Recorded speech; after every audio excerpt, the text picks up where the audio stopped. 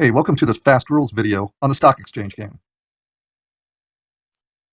There are 3 levels of play in the stock exchange game: family fun mode, strategic level mode, and teams play. This video will only talk about the family fun level of the game. At first glance, the board and the components of this game look like vintage games you probably grew up playing.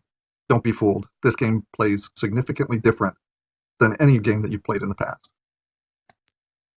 The stock exchange game has 2 basic phases to the game. The first phase is, let's make some money. So we'll go around the perimeter of the board, buying and selling and trading stocks, bonds, and gold, mostly stocks, to acquire wealth.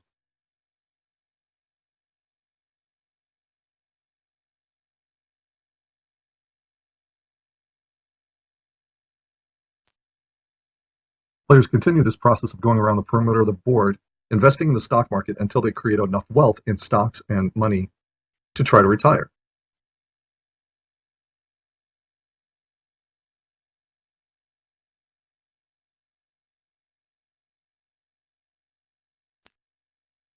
The second phase of the game is the retirement process. When a player feels they have met the criteria to retire, they then have to cross diagonally across the middle of the board to get to the retirement space.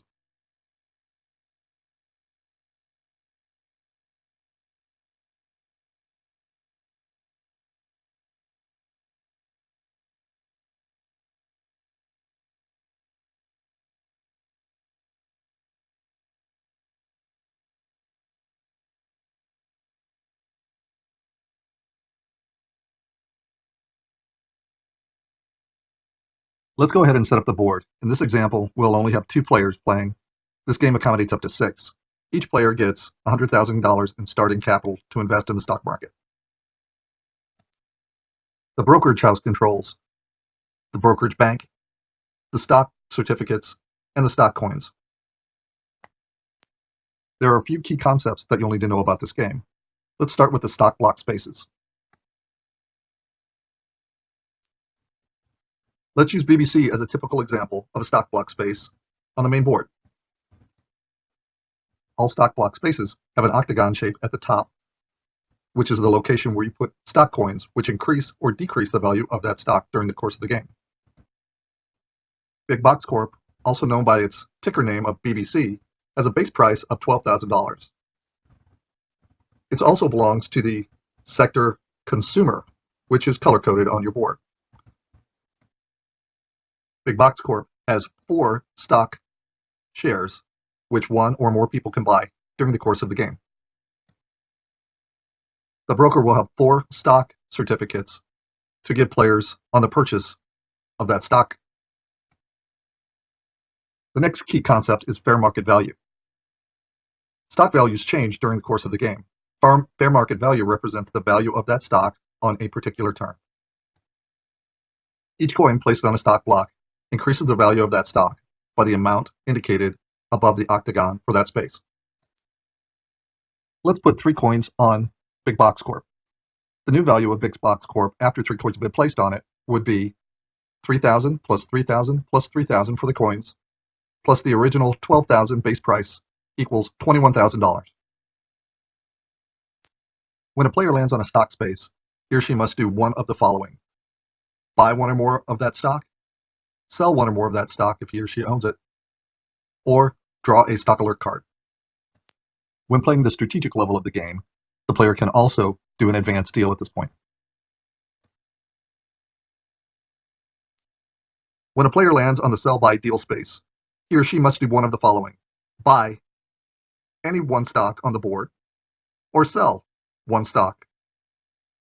In the advanced rules, in the strategic section, he or she may also do an advanced deal on any stock on the board.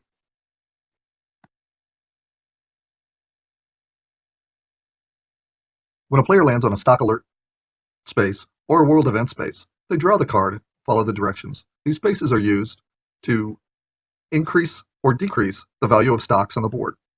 They're also used to educate the player on common stock issues, rules, regulations in a fun, readable, easy to understand way.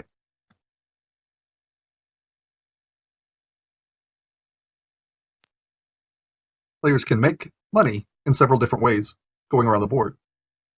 The player can land or pass the stock dividend space.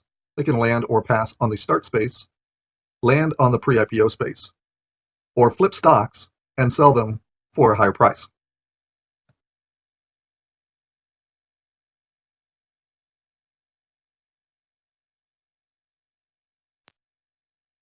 Let's jump forward in time to see how the retirement process works.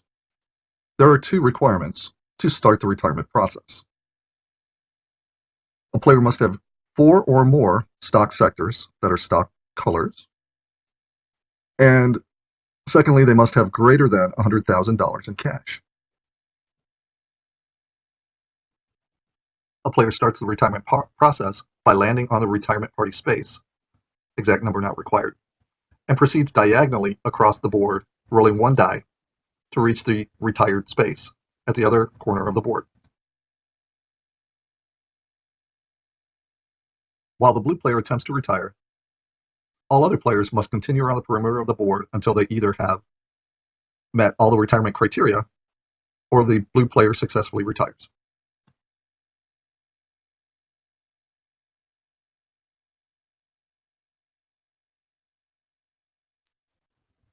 Only the first player to successfully retire gets a retirement bonus equal to the roll of both dice times the number of stock sectors.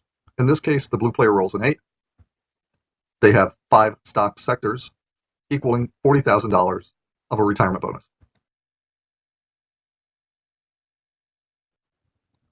All other players must now go to retirement party space, proceed by rolling 1 dice diagonally across the board to get to the retired space.